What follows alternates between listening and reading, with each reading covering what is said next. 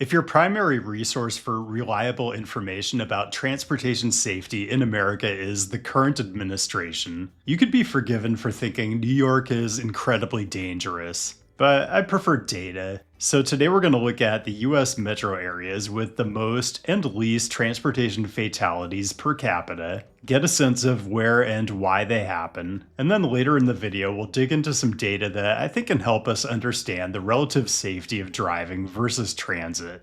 Because having spent most of my planning career immersed in this kind of data, one thing I've always felt is that most of us are just kind of numb to the epidemic of traffic violence. Like, if I tell you that in 2024, in Greater San Antonio, there were over 300 traffic related deaths and one transit related death, which is true, I would fully expect your first question to be, geez, what was the one?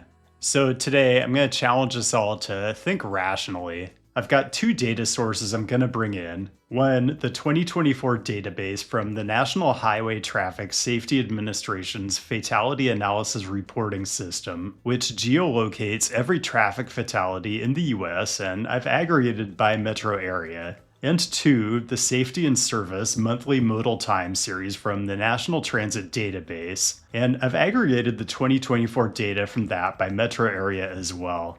And let me just state clearly right up front that every data point from both of these resources is just enormously heart-wrenching. There's a story of devastating and completely unnecessary personal loss behind each one of these. Also, to keep this manageable, I'm going to focus on larger urbanized regions, so the 19 metro areas in the US over 3 million population, but I'm going to share some smaller outliers as well, so stay tuned for those.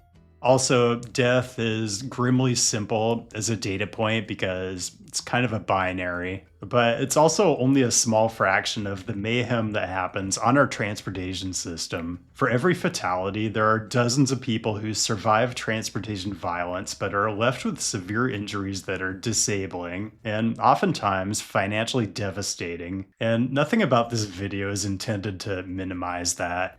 So, needless to say, this is going to be a tough topic for squeezing in Cheesecake Factory jokes, and as compelling as those are, I think the findings we get to by the end of this video are even more interesting. So, let's get into it. We'll start with the major metro area with the highest number of deaths per capita in 2024, the Inland Empire, Riverside, San Bernardino, California. 639 traffic-related deaths, 2 transit-related. That's 13.4 deaths per 100,000 people in a calendar year.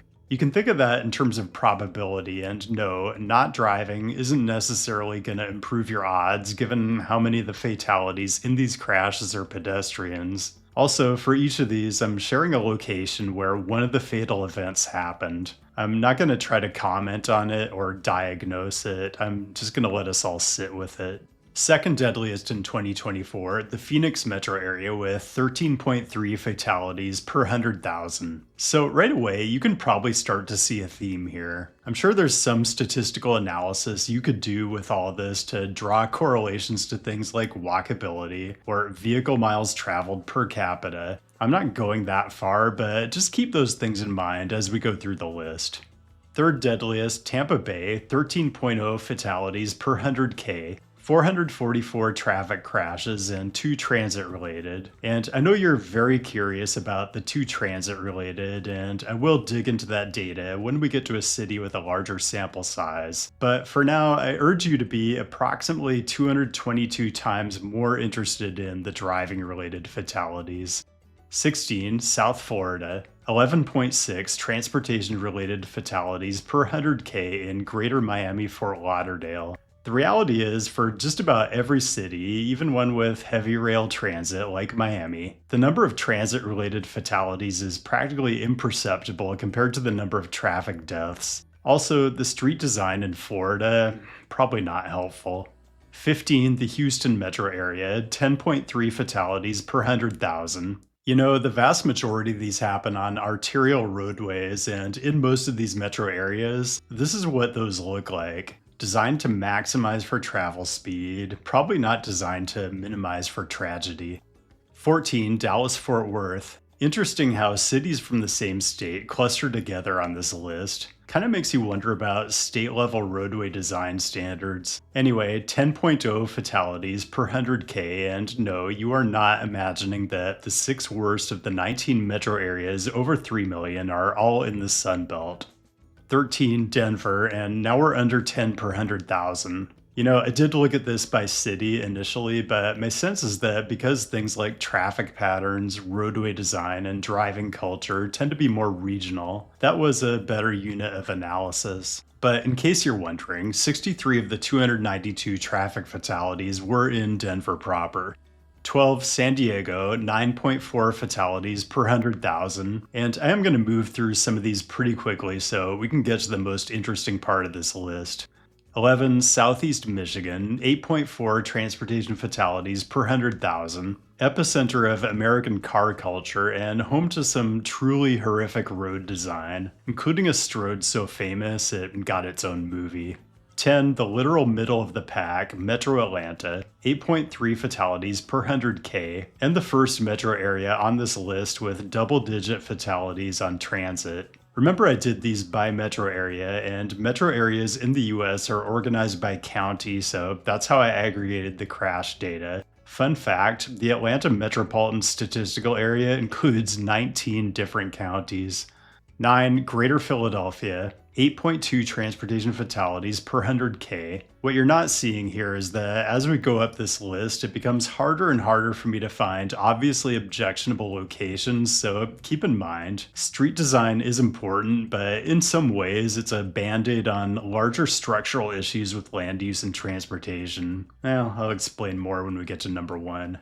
8, Seattle-Tacoma, also 8.2 per 100,000. Look, even our most nominally progressive metro areas still have far too much of the transportation network that looks like this. What's especially galling is regional planners understand all of this. The Puget Sound Regional Council maintains a high injury network map that flags roadways where a disproportionate number of fatalities and serious injuries happen. Pretty much every major metropolitan region in the US maintains something like this, so for your homework, go find the high crash corridor map for your city and look into what's actually being done about it, and maybe make some noise.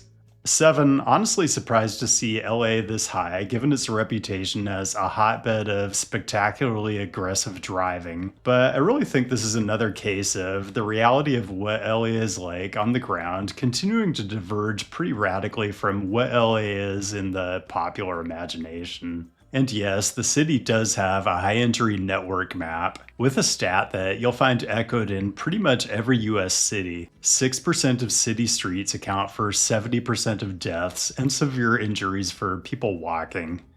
Okay, top 6 still to come. I'm actually pretty uncomfortable suggesting that any metro area is good at this and should therefore rest on their laurels, but I think there are going to be some pretty interesting takeaways from the city that tops this list. And I've got a few smaller metro areas that I want to mention as well. Last call for April 24th at Hunter College Assembly Hall in New York City. Well over 1,000 urbanism nerds registered last time I checked, and tickets may still be available. Check the link down the description. Other upcoming travel plans. DC in late May/early June is booked. No event plans yet, but stay tuned. Likewise, Minneapolis-St. Paul in late July will definitely be filming content at minimum. And Austin, Texas, in-person event is happening, so hold September 3rd if you're interested. So what's going to become very clear by the end of this video is there are significant disparities between different metro areas as far as the rate at which people get seriously injured, or worse, just trying to get around their city. And to me, it's an equity issue. People who live in walkable and or transit-rich places have the opportunity to avail themselves of an incredibly safe and efficient mode of travel, while people who live in places where you're basically forced to drive everywhere have a lot more day-to-day exposure to traffic violence. And that brings me to the metro area that had, by far, the highest fatality rate of any I looked at, Greater Memphis, Tennessee. I actually had to back check these numbers because they're so atrocious. And to the credit of the state of Tennessee, they do have a good data portal for this stuff. But man, it does tell a really depressing story, and Memphians deserve a lot better. Then, on the other end of the spectrum, I wanted to shout out a couple of smaller metro areas that would actually be top 4 if I was including them. Greater Providence, 5.1 transportation fatalities per 100,000 in 2024, and Honolulu Metro, so basically the island of Oahu, 5.4 fatalities per 100,000. Pretty compact urbanized area and very high bus ridership. Okay, top 6, see if you can figure out some common denominators. Chicagoland, 7.6 fatalities per 100,000, and almost none of them are happening on the L or any other transit vehicle. In fact, Chicago DOT knows exactly where the vast majority of transportation mayhem is happening.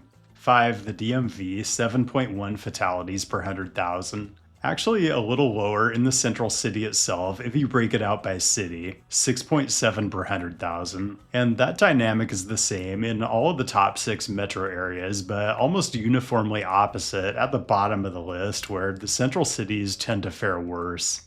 For the Bay Area, 5.8 transportation fatalities per 100,000 residents in 2024. So now we're at less than half the fatality rate of the metro areas at the bottom of this list. The city of San Francisco, a bit better than the Bay Area as a whole, and yes, they do know where all the carnage is happening.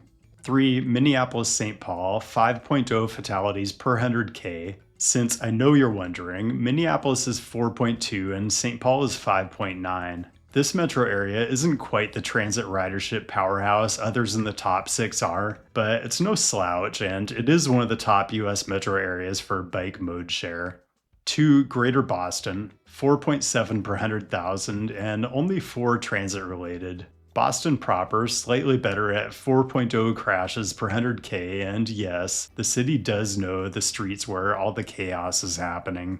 And number 1, America's perpetual outlier, the New York City metro area. Actually not radically different from Greater Boston in overall fatality rate, but it's the way it plays out among modes that's fascinating. By far, the metro area with the highest number of transit-related fatalities, 127. So the fact that New York is number 1 overall on this list really tells you how relatively low the rate of traffic deaths is. And this brings me to one of the main takeaways. Traffic deaths are heavily correlated to how much driving there is, and residents here drive significantly less, clocking something like half the VMT of the national average. In other words, in a lot of ways, traffic fatalities are a function of exposure. By the way, if you want a deeper dive into the safety benefits of living in a dense place with abundant transportation options and an enlightened approach to street design, my Hoboken video from last year has you covered. But the reality is, the New York metro area is full of Hoboken-like places. And yes, there are car-dependent suburbs here too, but just not to nearly the extent you find in other US metro areas. Okay, let's talk about transit fatalities. 127 is an enormous number in the context of this list, and it's definitely 127 too many, but also it's less than a fifth of the number of driving-related fatalities in the region. And if we look at the census commuting data for 2024 in the New York metro area, about 50% of people drove to work and over a quarter took transit. So another way to look at this is driving accounted for around twice as many trips as transit, but over 5 times the fatalities. In a way, it's even worse than this though. The NTD categorizes every transit-related death, and for New York, for the sake of simplicity, let's focus on MTA Heavy Rail, aka the New York City subway, which accounted for the vast majority of the region's transit fatalities, 118. You can actually get tons of detail on the individual events from the NTD. The most basic way to split these is passenger fatalities, 13, fatalities on transit property, so a subway station in this case, also 13, and then the remainder are quote-unquote other fatalities, which we'll talk about in a sec. Just to give you a sense of the danger for passengers, there were over 2 billion rides on the subway in 2024, and of the 13 onboard fatalities, 5 were homicides, 6 were people who were outside the vehicle, like between or on top of cars, and 2 were due to actual rail collisions. Like, yes, it's still 13 too many, but I think I like my odds here better than driving around Phoenix. Then the 105 other fatalities are things like people deciding it was a good idea to walk along the tracks in a subway tunnel and actual self harm. It's really tragic stuff, but it's not something that makes me feel personally unsafe if I'm just going about my business riding the subway. So, in a lot of ways, the 127 transit fatalities overstates the supposed danger of transit. Okay, last bit on this. You might have heard at some point, possibly even on this channel, that the New York region accounts for roughly half of all transit trips taken in the US. Well, according to the NTD, the total number of transit fatalities in the US in 2024 was 345 compared to like 40,000 traffic fatalities. So New York, with only 127, doing pretty well. So yeah, thanks for your concern, Secretary Duffy, but I think I'll be sticking with the subway. And that's all I've got. Thanks for joining today, and special thanks, as always, to the patrons, whose direct support helps keep this channel running like the well-oiled machine it is. Thanks to all the Nebula viewers, too. I'm all about platform diversification. Keep the great topic suggestions coming. I'll be back with a new episode in a couple weeks, and I'll see you then.